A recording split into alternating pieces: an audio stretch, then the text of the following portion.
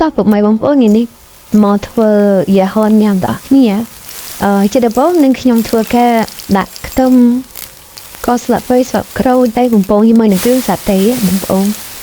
ធ្វើការរំលីងឲ្យឈ្ងុយរហូតដល់ទឹកត្រីហើយនឹងខ្ទិះចូលដល់ពេលដែលទឹកយើងពុះហើយយើងធ្វើការដាក់សាច់ទឹកនេះខ្ញុំដាំពុះម្ដងហើយតែដោយសារតែឡៃលវទៅផ្សារតែកដៅម្ដងទៀតតែយ៉ាងទៅខ្ញុំចាក់សាច់ចូលឥឡូវយើងចាក់សាច់ចូលហើយយើងដាក់បន្លែម្ដងបន្លែមានដូចជាស្ពៃតឿ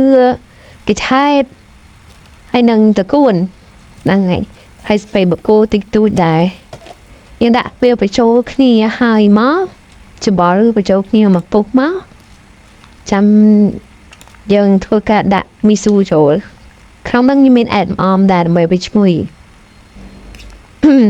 ហ្នឹងហើយបែបបងប្អូនមើលគ្នាតាមហ្នឹងទៅ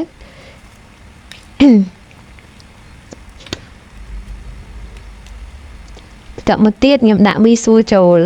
ដោយសារតែខ្ជិលស្រស់មីស៊ូខាងក្រៅអញ្ចឹងហើយដាក់មីស៊ូចូលក្នុងទឹកពុះតែម្ដងទៅ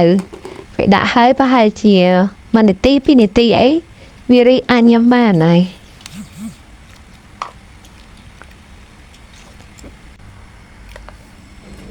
ចឹងឥឡូវឆ្អិនស្វាយហើយអាចដួសដាក់ចានញ៉ាំបានហើយ